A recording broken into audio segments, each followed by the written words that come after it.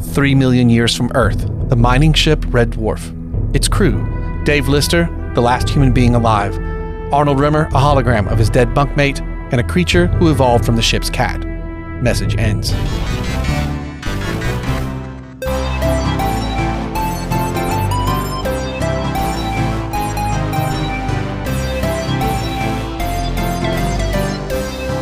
What's up, Smegheads, and welcome to Series 2, Episode 6 of Thanks for the Memory, a Red Dwarf podcast where we rewatch every episode of the BBC comedy show Red Dwarf and discuss them. As always, I am Blake, and my other boy from the Dwarf here hanging out with me is Lee. I can't believe we're on the final episode of Series 2 already. We didn't even get to do a funny holly gag because there was none. No, and it's going to be weird. And we need to figure out what we're going to do moving forward as well, because I like the intro as it was. I will tell you, this is because, again, as I watched a lot of them out of order and stuff, this was one that my memory of this one is catching it in about 5 to 10 minutes into the episode. Okay. So I didn't really know the beginning, but I am familiar with the song So separately. And because it feels so disconnected, I forgot what episode started with. Yes. The wonderful musical number of Tongue Tied. I'm a little disappointed I didn't take my time to grab my banjo and learn how to play this on there and do that as our intro for recording. I don't know. Maybe that would have copywritten us or something. So maybe it works out. But maybe. The starting off, I mean, I just wrote my first note, Tongue Tied, before we can get to the synopsis of this episode. Really, the intro is this amazing dance number with the cat leading everything, and Danny John Jules is a song and dance man. Yep. And the guys try to learn some choreography. It's bad. And there's like good backup dancers, and this whole song being about being tongue tied, and it's written in such a way that I can, as an American, only describe. It's such British humor with the language itself. Like, things were going wronger. Yeah. I started watching it with Tracy, my wife, and I was like, because I pointed out to her that it's not a surprise that we've had this intro in at some point because of Danny John Jules being a song and dance man. And she was like, I didn't realise that's what his background was. I said, yeah, well, I didn't until Blake brought it up. Well, and if you watch the extended version of this, and I have, and you should also watch his music video version of this. I think I got to 17 on the top charts. Really? Music video is interesting, but there's a full version of this. It's a bit longer, and he just does some movement stuff that I'm like, if I was casting in an audition, I'd be like, that dude can move, man. Like, there are a couple of moments that you're like, that he is very, very, very good. That's why they picked him as Cat, wasn't it? He's like perfect because of being able to move like a cat. All the physicality. I guess before we get rolling, we should do the synopsis, but it felt like, because it does feel weirdly disconnected, we can talk about that after the synopsis. You might as well talk about it now before we get to what the show's about. Yeah, all right then. So it has nothing to do with the show at all. It doesn't.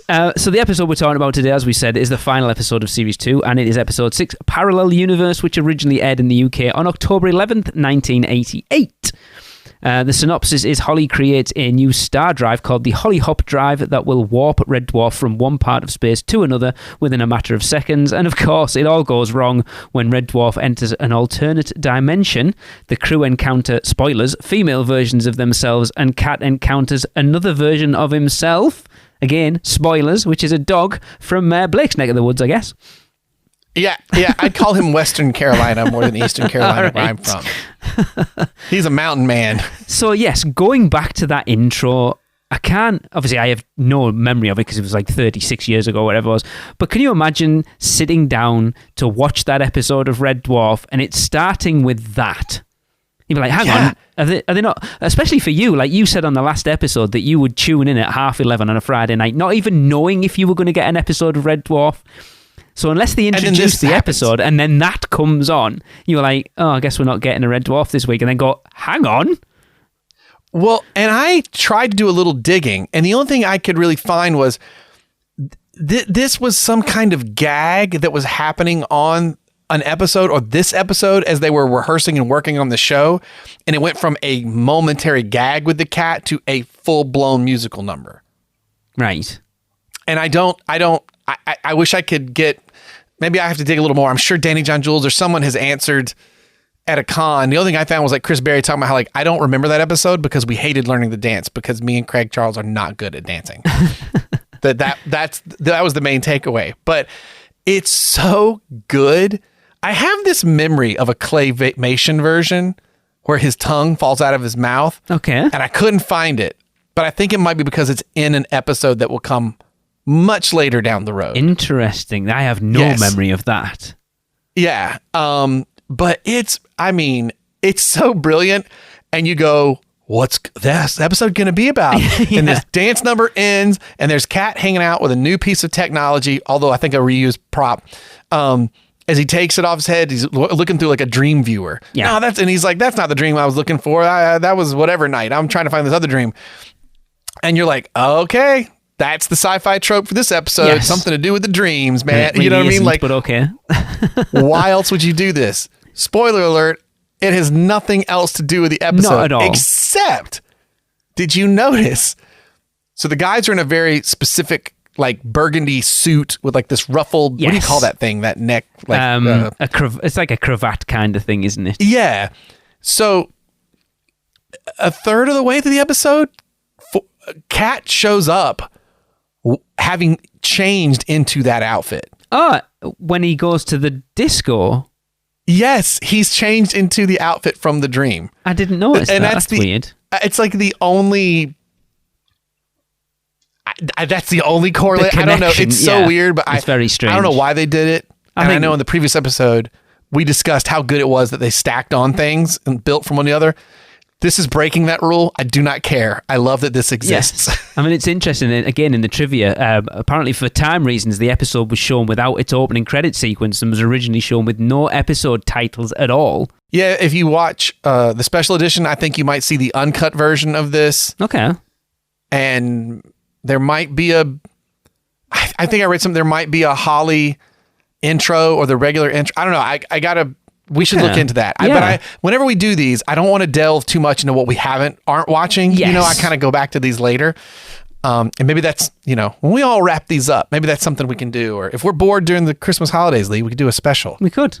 I mean, there's plenty of specials we could do. Yeah, look back at things that were cut from the seasons before we keep moving on. But there is something I think that does exist. I think it might have been filmed, but they cut it. To fit into the time run. Yes, because it's a long sequence, isn't it? It's not like... It's really long. Yeah. And not in a bad, but in a way that, okay, you're just waiting for something to happen, and it keeps going. And then, what is this going? And then the fact he just takes it off and, oh, that was my dream. And you're like, what? And this must be part of the episode. It is not. Like, it serves no purpose at all. Hey, I'm going to double check your... No, buddy. Okay. Hold on, because I want to credit this properly. So I need to look up the name, and we should have dropped it in the previous episode. Charles Oggins, the gentleman who played Queeg. So I thought you would snag this piece of trivia. And I told you in the last episode, Queeg plays a part in this episode. Queeg choreographed the entirety of Tongue Tied. Ah, that's awesome. Isn't that cool? I did not know that. That is cool. Yeah. So, Charles Oggins, the actor who played Queeg, he choreographed this entire bit. And I feel like he might have done something with the video too that he did later, whatever. But yeah, he choreographed this entire thing. So he also a song and dance man, apparently, which, I mean, I only got to see his head in the last episode. So, well, that makes sense as well. That I brought up in the trivia that they both worked together on Labyrinth playing the Fire East. So that makes sense. Yep. And of course, like they wanted like people to move as singers and like, yeah. So when I saw that, I was like, yes, we get Queeg in 2 episodes, kind of. Made me, I thought, and then I was like, but he's from Virginia, dude. He's from where my wife is from. That's cool. He's American. I forgot to mention that in the previous episode, but I was like, wait, this dude's from the States? And here he has choreographed this. I just thought, I mean, as a theater guy myself, that made me super happy. There's hope yet that on season 28 of Red Dwarf, I could be involved somehow.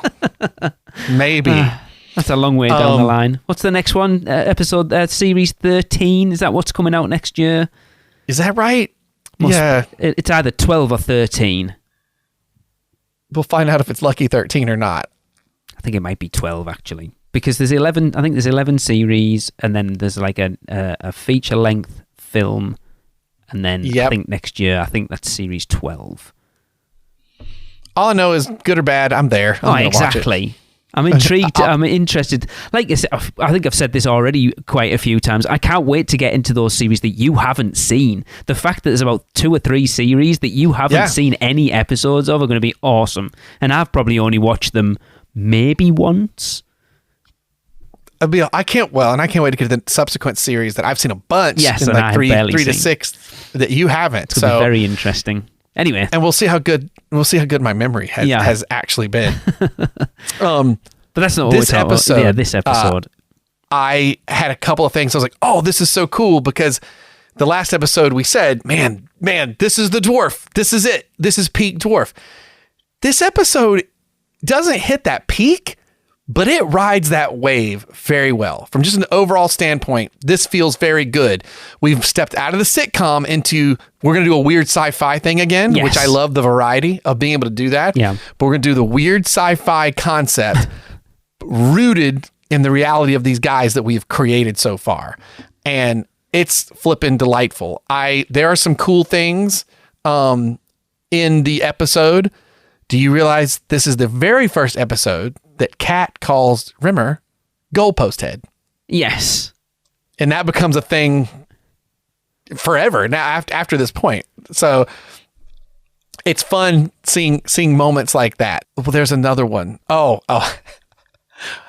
It's not a trivia thing. It's just, I just wrote this down, so I thought it was great. When Holly says, "Hey, I've invented this thing and you can go back home. It'll travel space and time." I do love that it follows you said, I wish the episodes had been switched. However, I will say it is funny following the previous episode to be like, "Hey, I've invented the most insane form of travel ever. Trust me." Yeah, that's very true. Yes, so it does work in that order using that. As he calls it the Holly Hop Drive to transcend time and space to get back to Earth, whatever that looks like, 3 million years later. And I could not be happier that I just giggled my head off when they switched to the next location to go to the Holly Hop Drive. And it is like, it's not even Tom Baker, Doctor Who. It's less than that. Like it is so far back, cheesy ass prop of the Holly Hop Drive that is just a box with the stop and start. This is Holly Hop Drive, and on and off. And I love that it's so cheesy, which is funny because we mentioned what's the murder mystery? It's not a murder mystery, but what's the mystery one? The Thanks for the Memory. Thanks for the Memory, yeah. That our podcast is named. I should remember. Yeah. That they do. We talked about how they had the odd insert shot where they tried to show a cool technological thing they were making. And in this, it is a box that clearly some prop guy made. It weighs nothing. There's nothing in it. And he's painted Holly Hop Drive on it. Yeah. And even list of comments, doesn't he? It's just a box with stop and start on it. And it's like, it's fairly straightforward. If you want to start, you press start. And I'm sure you can figure the rest out for yourself. But it's brilliant that after doing that insert shot, they were just like, they actually reference it in the show. Like, this looks like a joke. They say that, like, what? And I don't, God knows, I hope they ran out of budget or time and just were like, whatever, put it in the script. Like, this looks ridiculous. And it's very frightening that we should touch anything that Holly has made to do this. It's funny when he's talking about that, I've invented this and so-and-so invented something else and someone else, I can't remember the 3 of them now, but then Plato invented the plate. Plato invented the plate, yes. Funny. Holly invented the Holly Hop Drive. Yeah. And I love Rimmer's "We're Gonna Die." But it's like, it doesn't matter, Rimmer, you're already dead. Yeah, it's toast. And they're just like, let's do it. And it's, not a great special effect. Just the ship just disappears. Yeah. Then reappears and like, we're here. We are? Yeah, I'll go have a look. It's gone. What? The Earth, it's gone. Wait, I was looking out the wrong window. I love how he has to disappear to go and have a look out of the window to see what's around him before. Like, he's a computer that has access to everything at all points, but he has to disappear off the screen to go and have a look and then come back. Like, he's physically going and looking out of the window. As if there are screens that are windows just for him. That if you were outside the ship, his head would just appear out and look. Window. Yeah. His description of screwing the Holly Hop Drive up when they discover there's like the identical red dwarf with him, and he's like, I flamingoed up. What? It's like a cock up, but only bigger. Like, that's such a British joke. That is such an English joke to me. Like, But then Rimmer goes straight to aliens as well, doesn't he? Aliens! There's another ship out there. Aliens! It's a Queeg. It must be a Queeg ship. No, it's another an identical version of Red Dwarf. And then, again, I think in kind of time with the previous episode, this one does such a good job of that status quo of what these dudes are now like together is set. And that does carry over from the previous episode for this initial conversation of, here's the thing. I mean, obviously it was weird coming out of the dance. It's different, but here they all just hanging out. Yeah. And again, I think I said this on the first episode, probably. This ship is huge. There are so many rooms, but they share this bunk together and the cat stays in there with them. Yep. I mean, doesn't sleep there, but there's room all over the place. And yes, it's probably because it's cheaper to have just a few sets, but it's just so funny to me that they I think it adds to you guys all annoy me. So leave. I'm fine. Yeah, I'm exactly. fine. I mean, it's established in the last episode when the explosion happens and it's like, I think it's on level 541, 542. So there's at least 600 levels to that ship, and yet they only ever appear in 3 rooms in a gantry corridor. I do love the reveal of this where we get the Hilly, the female version of Holly that shows up, and she's flipping brilliant. She's Holly, but yeah. I don't have my name on the tip of my tongue of her name, but she's called Hetty Hayridge, I do believe, off the top of my head. Yes. And Hilly in this episode, so you have to be smart to play that dumb. And I will say she is also quite good at that. Exactly the female version of Holly, though. All right, Ho. All right, Hill. All right, Hill. What's up, sis? Yeah. And then I'm in there. Yeah. Oh God, I say, we got to go over there. When she disappears, I'm in there. That delivery. I'm in there. Literally said 3 words to each other. It's I'm in there. And I love that it's the first thing everyone's thinking, even though no one's thinking it. About female versions of us. I mean, look, there's a whole can of worms that philosophically we could get into that's very weird when it comes to any of well, wait, would you hook up with a female version of you? What does that even mean? Well, it's there's a comment later on, isn't it, about making love to yourself. It's why change the habit of a lifetime? Yeah. It's brilliant. And I gotta say, they had a lot of restraint to only drop that joke once because it's right there. So they go to they go to the other ship, which is as they get on, female version of Lister, and they run into after the female version of Holly, which I love that Holly is called Hilly, but it's still. Is it still Dave Lister? No, she's Deb, and so it's Deb Lister and Arlene Rimmer. Arlene Rimmer, yeah. The Rimmer actress is great. Yes. I mean, they both are, but she just gets more playtime, I think, to really sink her teeth into being the female version of Rimmer. Because obviously we get that whole setup at the beginning, don't we, about Rimmer having the hypnotizing girls book and the chat up lines with the whole worm do. What's a worm do? It wriggles along the floor like that. I forgot about that. Yeah, that brilliant opening where my wife pointed out Rimmer is working out and Lister is, I forget what he's doing. Is he knitting? I think he's knitting, isn't he?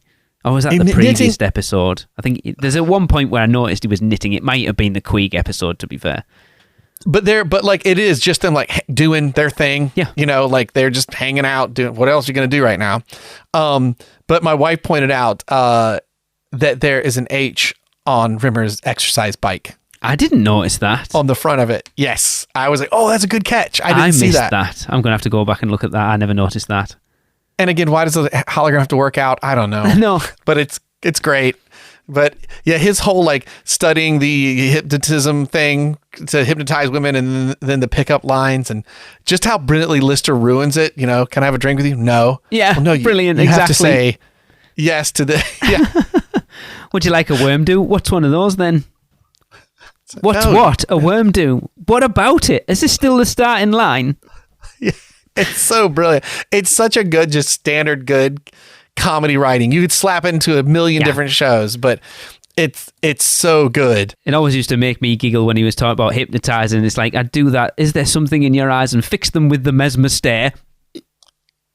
Yeah. And he talks about dating the lady who had the prosthetic nose because she had no nose. It was I dropped really good jokes. Yeah. You know? And they were subtle, like yada yada, who knows? Yeah, it's where are we going? Who knows? Yeah. She had a prosthetic nose. It was quality metal, no rivets. And I'm like, hang on. We're talking about in the future.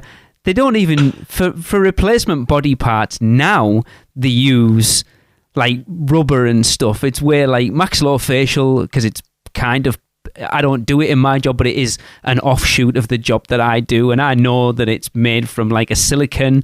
Why in the future would it be metal? So that kind of annoys me a little bit. It's metal because what they didn't tell you, it's a robot nose. So it's like Luke's hand in Star Wars, and it lets you smell again properly. Oh, maybe. Yeah. I'll justify anything for a good joke. I do love the moment though of like meeting them and just. I think I do wish the Deb Lister. I wish she got a little more time because I think she's good. Because her final bit, which we'll get to, it's spot on. Like it's really good, but you get so much more of the female Rimmer out the gate.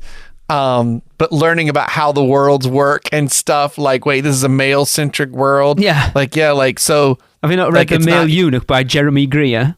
Yeah, and it's like, are we not like so? What he says about equal rights, she goes, well, yeah, not after all the men's rights stuff in the 60s where they were burning the jock straps. Which again, this show comes out in 88, so not that far away. Yeah. But it's so good. I love the throwback to the Crichton episode as well, by the way, because when they first get onto Red Dwarf, they're like amazed that it's an exact replica of it. And Kat goes, there's a smell around here that I really don't like. It reminds me of your moon boots. And his Dayglow orange moon boots that he puts on when they go to see, they think they're going to see the girls on Crichton's ship. I love that little nod back to that episode. I do love the spray. It comes back. This is mine. Yes. This is mine. This is mine. So and also an odd piece of trivia when Kat looks around and goes, wait, female Lister, female Rimmer. What about me? It's one of like 3 times I found this trivia that he calls Dave Lister. Okay. Every other time Kat says buddy or mouse cheeks, which I haven't heard yet. I've not heard we got to listen one. to. Interesting. Apparently that pops up a lot, but like I thought, oh, that's so sweet. I mean, because we still do play with this idea that like, as cat owners will say, like, I have a cat. Well, not really. The cat kind of has me, does what it wants, right? And like that they play with that, like, oh yeah, it's kind of like Dave's cat. Like, and I was like, oh, that's interesting. And I saw that trivia after having watched it first time. And so when I went back and did my subsequent viewing, I was like, man, you know what? Like, it is weird hearing him say Lister. I never noticed. You don't hear him say it much. Yeah. Like, you know, and I was like, that's an interesting bit of trivia. The one thing that Tracy, my wife, pointed out at that point, because he comes in with a bouquet. Yeah. And inside that bouquet, there's flowers, and there are 2 fish on sticks in the bouquet. Oh, I did not notice I didn't notice it either. Tracy's like, oh, I love the fact that there's fish in the bouquet. And I was like, oh, that's brilliant. That is brilliant. I love a good props master who knows how to add to the story. Which is interesting, because that bunk is supposed to be the female version of their bunk. So they've gone to a length, but not the whole length of like certain things. So even the stickers in Rimmer's bunk, which should be Arlene Rimmer's bunk, still say Arnold is the best. So they haven't fully changed it over. And it's like, I know, again, we're watching this through the lens of 2024, where they probably would have done that, but it's like, they probably didn't have the budget at TV. that point. And it wasn't, yeah, exactly. And not people like us scrutinizing it to the nth degree of looking at things. But I wanted it to be more than just, and again, it's a 2024 thing, not a 1988 thing of everything being opposite. So I was looking to see, like, is that Zero-G soccer, Zero-G football poster on the wall, is it a female player? Like the t-shirt that Rimmer has on, that Lister has on, that female Lister has on, expecting the character on the front to be a female, and it's not the exact same T-shirt. And that's just me being over scrutinizing stuff, but it's like that's a good point, because you'd want to go the whole way with it. Yeah. And I get it, I get it. It's probably a budgetary thing, because those T-shirts probably existed. They'd have had to print off and done a whole screen print of something entirely different. So I get it, but it's just like it just would have added to it more. It is funny though when you say that, because in the previous episode when you talked about Holly's TV being turned to 0 0 so you could do the video, and I was like, man, it flashed me back to me watching Red Dwarf on my little, my TV in my room in the 80s and late 80s, and like clicking it through the UHF channels, or 0 when you wanted to play your Atari or Nintendo. There you go. Exactly. Dates it. And you talked about how we watch it. I'm like, oh yeah, I watched this on a 65-inch screen TV last night. Yeah. And when I was watching the first time, I was probably 2 to 3 times further away than I am the TV I have now. Yes. And it was a 13-inch cathode ray tube TV. It's like you would never have noticed any of that stuff. So poor props masters at the time.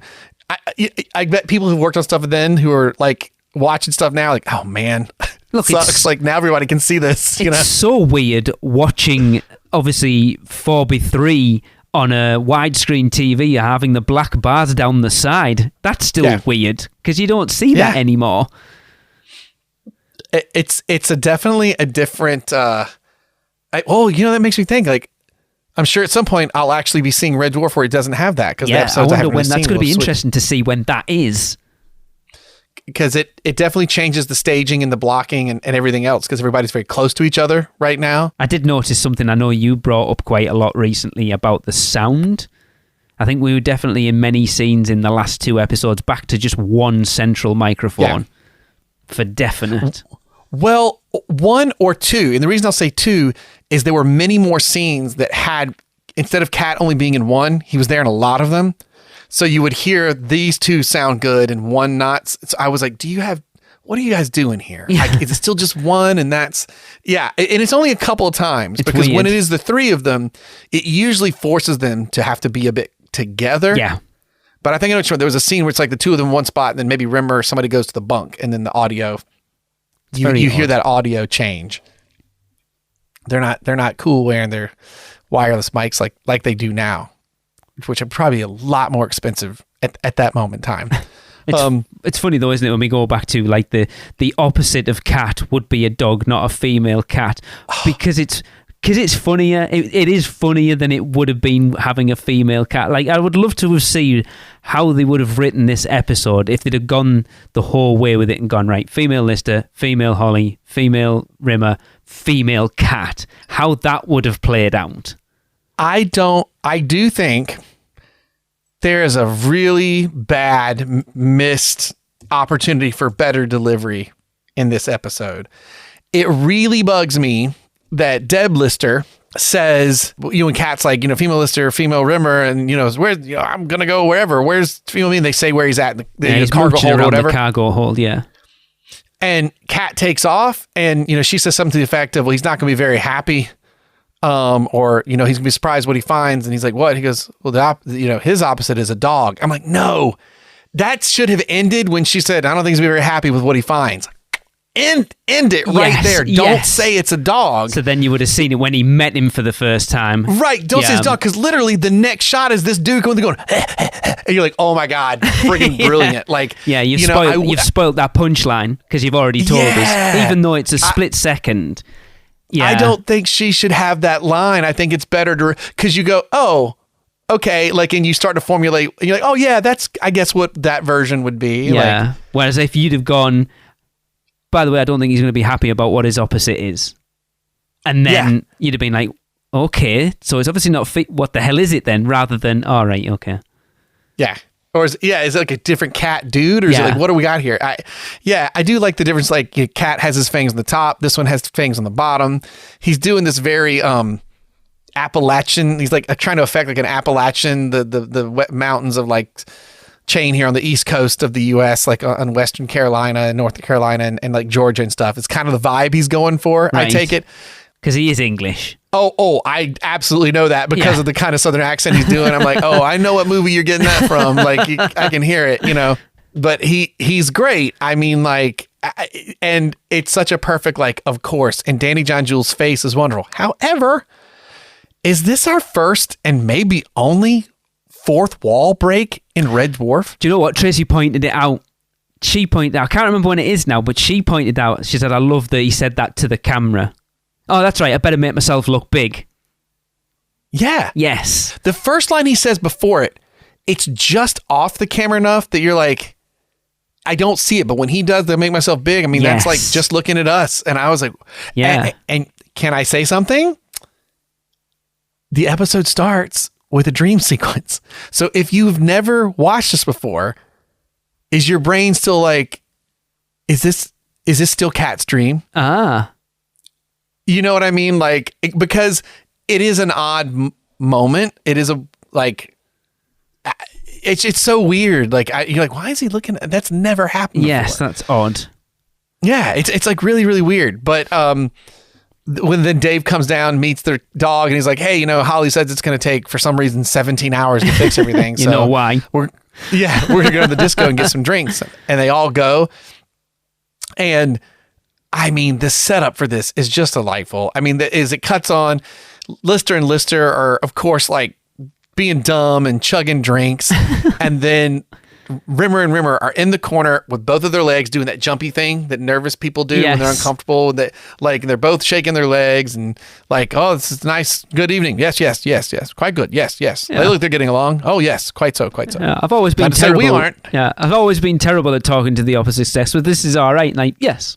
Mm. Yes. And then she does that. Is there something in your eye? And she does the mesmer stare, and it's like, I know what you're trying to do. And she's like, all right. It's a great way of picking up Totty. And it's like, I'm certainly not what you regard as Totty. And she's like, oh, yes, Totty.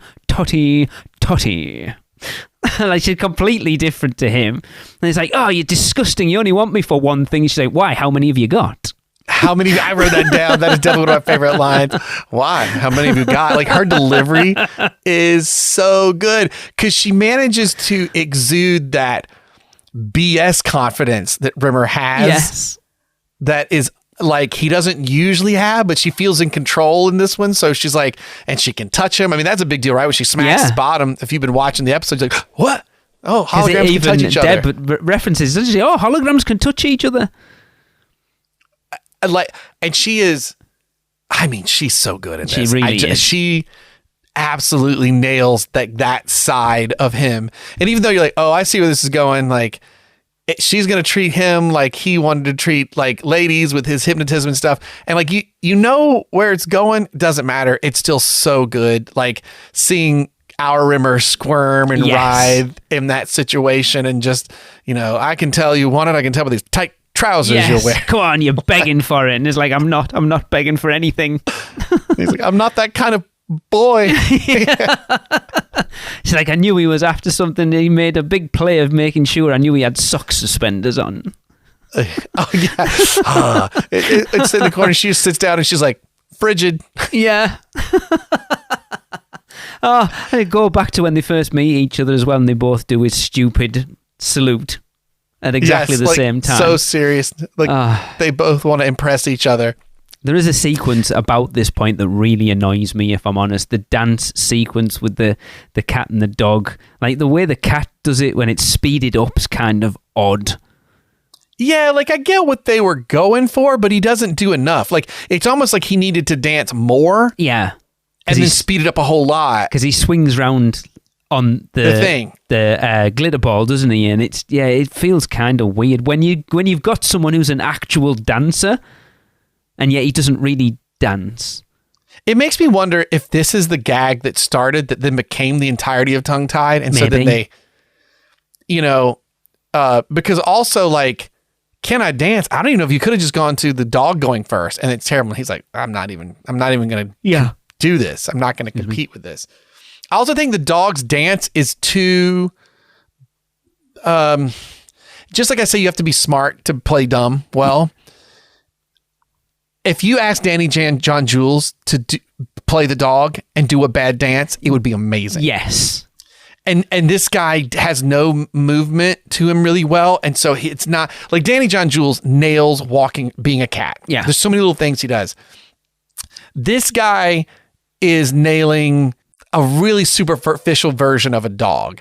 And I think what makes Cats so good is there's little things like, oh my God, that is a cat, you know? Yes. And I know this dude's only one episode, but I kind of wish he'd had just a little more to be, subtle's not the right word. It's just, he's like, I'm going to dance now. And he just jiggles and jumps up and down. I'm like, see, but I don't know. Like, there's got to be something more. There's something you could have done more. I don't know exactly what it is. I don't have like a brilliant fix, but it just is such a bad, because we've already set up he's going to be terrible. Yeah. To be honest, the funnier joke would be he'd do something awesome. Actually, with the Southern accent and everything else, he should have done like some country clogging. Do you know what clogging is? No. Okay, so so this probably wouldn't have worked for a British show, so never mind. But this would work for an American audience. Out in the Appalachians, folks would get like these kind of tap shoes, but they weren't really tap shoes. Now they make special ones. You slap a thing of metal across the whole thing, and you go clogging. And you think tapping, but when you watch it, it's like clack, clack, clack, clack, clack. It's much harder. It's less finesse. And like if you watch like someone do amazing tap dance, and you watch a clogger, and I can't believe after this show's over, I'm gonna send you a video of what I'm talking about. You'll be like, America's weird. It's what you're gonna think. I already know that, to be fair. Yeah. Well, we're so big, right? So like it's like we're made up of tons of different countries. And when you see that, you'd be like, yep, that's its own country.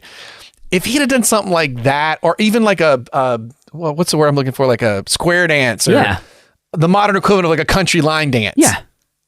I think it would have been better than it just smacks of like on the day they had nothing. Yeah, it's like just do what you feel. Yeah, because that's the difference. Like you said, Danny John Jules feels like a cat, whereas this dude feels like a guy trying to play a dog rather than being a dog. Yeah.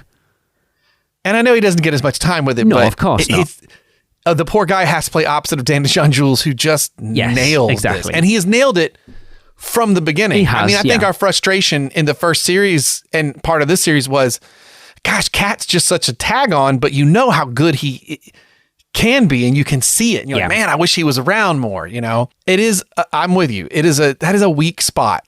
Really, right there. It just feels weird. Like, just leave it out. It doesn't need to. It's not even funny. It doesn't. Yeah. Yeah, you could cut it, or like I said, he could go out and do the bad dance, and then the cat just leaves. I do love the cat drinking out of the champagne flute, the milk. It's just is a nice touch.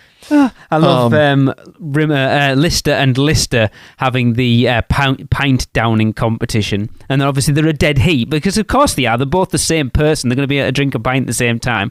But then the last time they do it, Deb takes a gobful. Dave just flings it over his shoulder and he's like, I'll beat you. And then she obviously hasn't swallowed it, so she just splurts him in the face. Two very Lister things, but from opposite sides, I thought was really good. Yeah.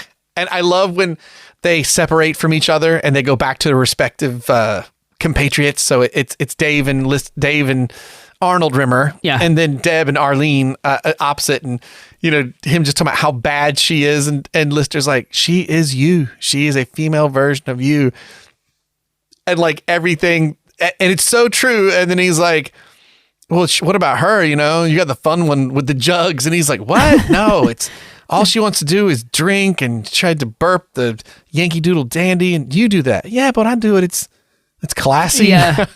It's like I don't know what you think, but I just don't find that attractive. Yeah.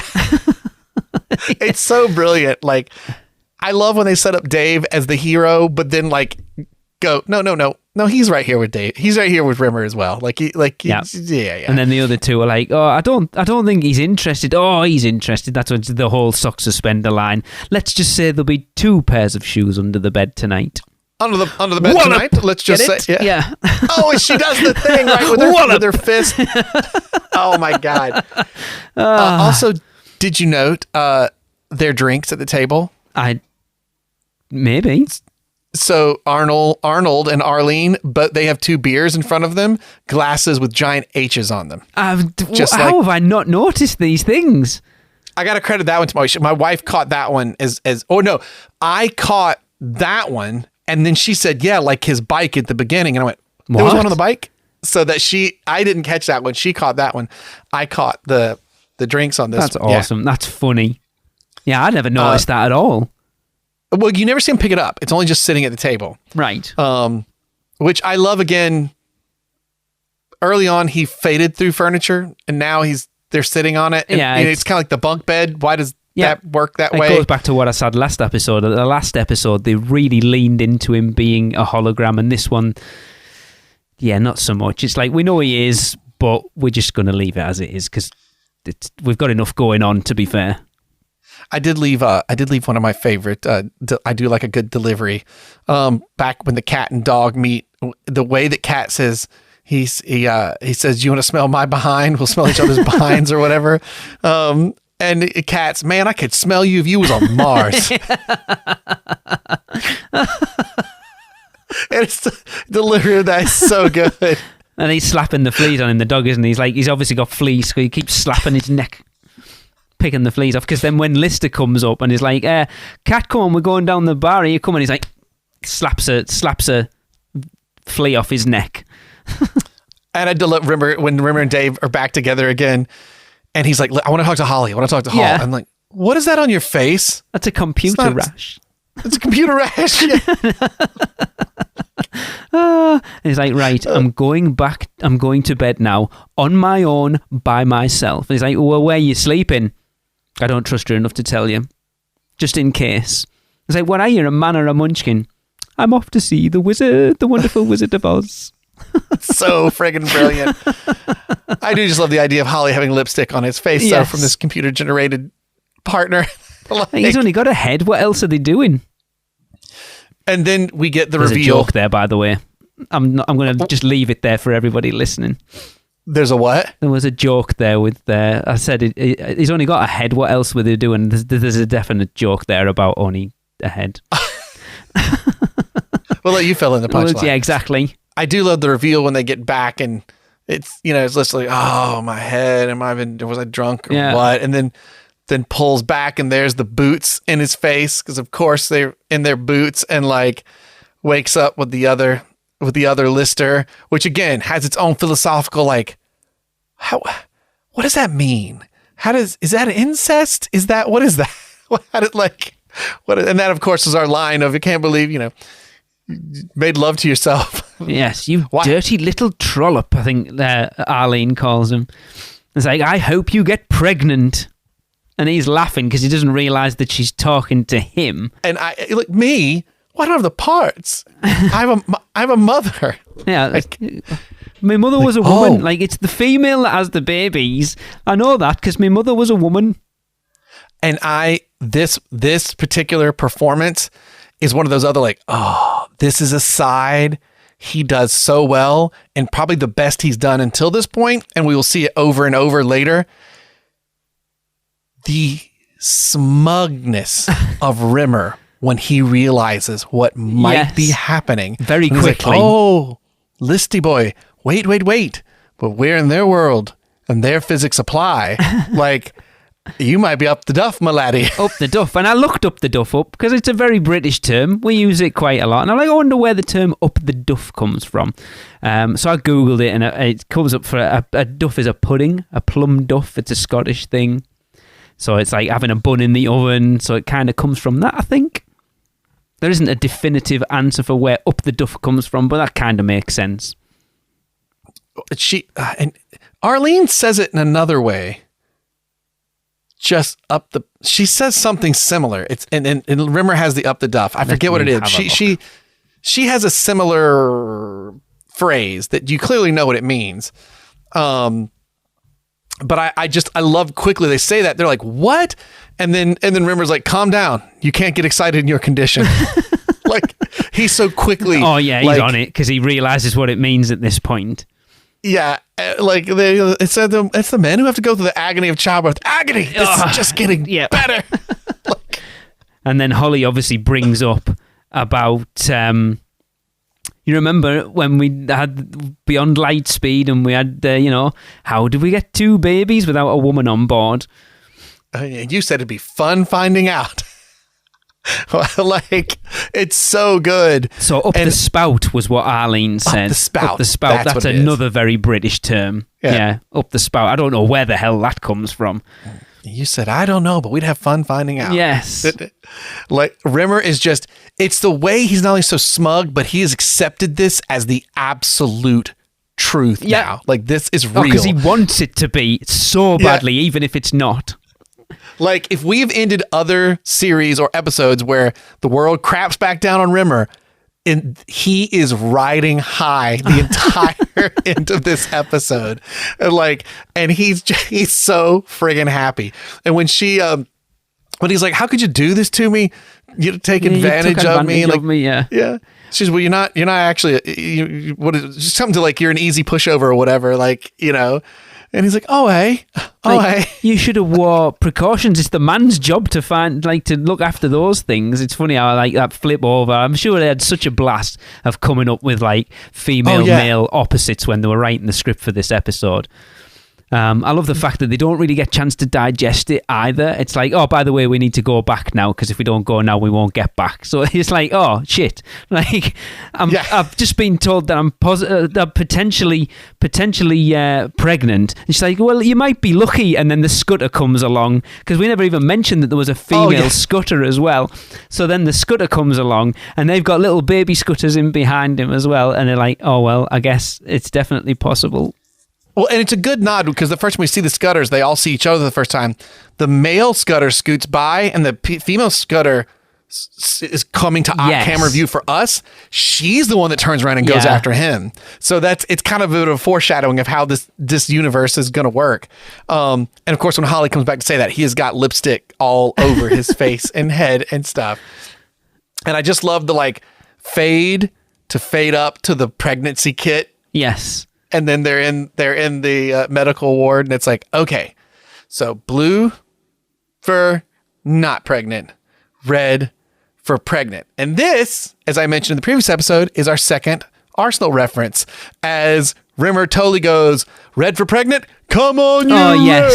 Yeah. And he totally does a sort of North London-y like accent. I was like, there we go. We had two Arsenal references in a row. This has my favourite bit of kind of physical comedy when he's talking about, I'm sure the Scutters will be able to perform a basic cesarean. He's like, cesarean? Oh, yes, they've been doing it. Chimpanzees have been having it done since the early 20th century. You know, I just love the way he does the and it's like, we saw twins. He goes, not twins. Oh yes, big strapping boys, big huge heads. He's loving every second of it. He is so freaking happy. And I think it's great because we have just ended with such downers for everything with Rimmer, and it's so happy. It's the final episode of the series. It's changing colors. It's changing colors. What is it? Okay, it's blue if you're not pregnant. And like the way that he does it as if almost that's what it is. It's like, yeah. He goes, I'm going to be an aunt. I'm going to be an uncle. I don't want to say an aunt. Yeah. I'm going to be an uncle. So friggin' good. Brilliant. And maybe the more brilliant thing is the lead up to this happening. And then when we return for series 3, wait, what happened? What happened? And I think that's one of the trivia you have on here, right? The events which occur immediately after this episode are detailed in the Lost episode, Dad, and explained in a brief opening scrawl in the first episode of the next series. Have you seen that episode then? When we say scrawl for the next series, by the way, it is a very fast scrawl. Yeah. I have not. Is it something that was done or something that was written and never done? I don't know because it says Lost episode, but that's something we will have to. So we will have to try and find out about that before we record the first episode of series 3, I think, and see if it is an actual thing. Yeah, I can't imagine that it's real. Like, I can't, you know what I mean? Like, I can't imagine that they filmed it.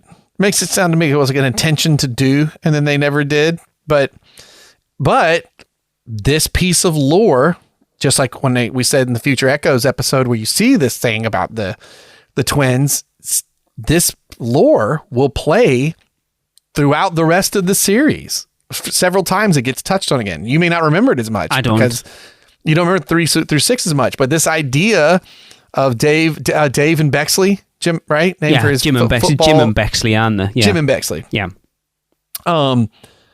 It comes back, and it's just, oh God, it's just, Rimmer's absolute smugness is so good for this episode. There's a word for British listeners, by the way, because the word spunk means a very different thing in British terms, by the way, Mr. Braswell. It does not mean what it means in the US. Well, it does. No, it technically started meaning that here. Does it? All right. Okay. Yeah. It doesn't. Maybe I didn't realize it was a carryover, but we still have the that person's so spunky, full of spunk, right? I mean, yeah. I remember. Can I really freak out our British listeners and say this would be a little faux pas for us, just like over here we have fanny packs? Yes. I remember the first time I ever watched an American TV series and heard the word, I like her, she's got spunk, and I'm like, what? What? This is a kids program. Should they be using that term? Okay, I used to do this murder mystery show out in Orlando, and they were like, hey guys, don't crack jokes about fanny packs because we have a lot of British visitors. Yeah. I'm like, oh, what does that mean? Oh, yeah, it doesn't mean the same as it does in America. Yes, for definite. Nope. No. I was like, oh, interesting. So close yet so far. Yes. It's interesting. We talked on the last one about setting up a joke from start to finish. This punchline was set up, like 8 episodes ago? Yeah. Or is it? Oh, you're right. Because we made comment. It almost felt like Future Echoes should have been the final episode of that series 1, but it's not. It's the second episode. Yeah. Yeah. Oh, that's right. It feels like these should have bookended their subsequent. Or sorry, that should have been the finale to season 1 and this finale of season 2. Yeah. So that's but that is a long burn setup, and they're very good at it. And this lore of the twins will come back frequently, and we'll talk about what happened in between, I guess, when we get to series 3, episode 1 next. I did go ahead and purchase the next season and did the thing I did after last night when I do my last viewing. I go through and just look at the episodes. I haven't yet. Oh my word. Just like when I looked at series 2, I was like, oh, especially when I was like, Queeg, there are some on here that are so good, but I am shocked at what the first episode of series 3 is, because I'm like, oh yeah, I know what that. Not only is it like what happened between episodes, but they jump full bore into something as if it really does feel like you've missed something. So but I hope we can, like I said, I don't like to delve into that behind the scenes stuff too much till I've watched it. So when we do series 3, I look forward to doing a little deep dive into why they made the choice they did with this. Right. But of course, as we said, this is different TV than it is now, where you expect to be able to stream it and easily watch it, one after the other. So see, I'm just looking through now, and it's like first episode, I remember very well. Second one, I have vague memories, certain things to do with the cedarwood guitar, I think we've mentioned before. Episode 3, everyone knows that one. 4 rings a bell. 5, just from the title, no idea. And 6, the same as that. I recognise the character that's in the image, but as far as the actual... it's going to be very interesting moving forward for me, because I am not as familiar with these episodes moving forward at all. I join you a little bit in season 3 that way. I definitely know 4, 5, and 6 better than 3. I'm excited though. It's good. It's going to be interesting to talk about stuff that I'm not as familiar with. There's definitely a punchline set up the whole way through for the first episode of series 3 that makes me happy. And I love that now that we're getting into this, I'm like, there are some like more others, not as good as Queeg as far as like, but there are a lot of slow setups to a good punchline that are coming along the way. Well, who was your standout character? Arlene Rimmer, without a doubt. She is amazing. Yeah, same. 100%. She is so flippin'. She's so good. See, we needed a spin-off Red Dwarf where we follow those two moving forward. Can you imagine if they did? Because they could have done it. If you were going to relaunch Red Dwarf right now, do a female version of it. If you could totally do it and say, hey, no, we're not doing like a recast. We're doing like, this is them, the ones that you saw. Yeah, obviously, because you wouldn't be able to use the same actresses now, but in continuity, this is us. When Dave and Arnold and the cat went back to Red Dwarf, we stayed with Arlene and Deb and the dog on that, and that's the series we're going to show now. That would be interesting. Yeah, you could even try to get Jim and Bexley to come over somehow. Late, I don't know. Yeah. Yeah, that would be cool. Call us up. We'll help you. We'll pitch this episode. We'll pitch. I'll pitch it. Blake will write it for you. He's much better at that stuff than me. What was your rating for this one? I give this one a 7. It was good. Yeah. I really enjoyed it, but it's like with how much I enjoyed Queeg, there was just a couple of little janky things in it that I wasn't, like I say, the dance scene with the cat and the dog was a bit weird. The dog overall was a weak character, to be quite honest. It's interesting. You went 9 in the previous episode. I went 10, and then you went 7. I went 10 in the previous episode, and then I went 8. So we both went back to 2 on that. Yeah, I felt this rode the wave for what I'll call the nouveau Red Dwarf, in the sense as we move forward in this phase of nouveau Red Dwarf. These last 2 episodes to me really set up how it's gonna be. Yes. You know, the world gets a bit bigger. We get another character. They go to more places coming up. But these dudes are established in who they are. Yeah, absolutely. And then obviously moving forward into series 3, we get a bit more of a budget, because I think we've established that after 2 series, it's doing well and people are enjoying what they're watching, and then they've really started to green light it going forward, and you can see very much starting from this next one on that they definitely got a bit more money thrown at them for it, for sure. I love that my dogs have bad timing. They yes. started barking after you had already talked about the dog being a weak character. Yeah, and now they're going nuts. Like you guys, you missed your punchline. Yes, that would have been funny, to be fair. Well, I believe that will bring us to the end of this podcast and the end of Series 2. Be sure to follow us on Facebook and Instagram at Dwarf Memory and Twitter at Dwarf Memory for all the show updates. Yes, we'd really appreciate it if you are listening. Subscribe wherever you get us. Leave us a rating and a review, because, you know, our numbers are picking up and we want to let people out there who like Red Dwarf to come and join us, because I'm having an absolute crap ton of fun doing this, and I know I've talked to a few listeners who've been listening, they're really enjoying. So, you know, we want to get out there. So like Apple Podcasts or Spotify, I know you can leave ratings and reviews on. We'd really appreciate it. And of course, if you want to send us any emails and stuff in, you can do that to us at dwarfmemory@gmail.com. The next episode, as we've already mentioned, we will be discussing Series 3, Episode 1, backwards. So make sure to watch before you listen to our next episode. Now, I don't know why we're going through with this. It's just not possible. Why it's not possible? Male baboons have given birth. They were doing that far back as the 20th century. Cesarean, naturally. Oof. Boom. Still, Malaby, you'll be in good hands, and the Scutters will be able to handle a simple cesarean. Scutters? I wouldn't let them open a can of beans.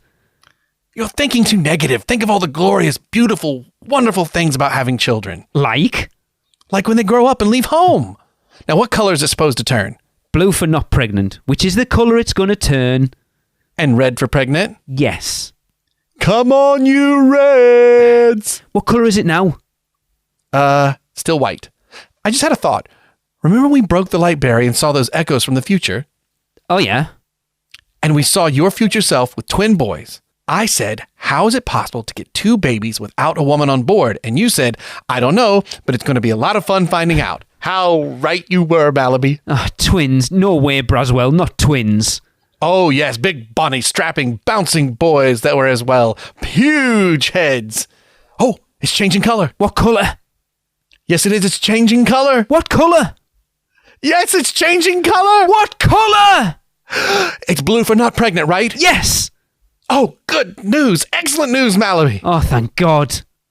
I'm going to be an uncle.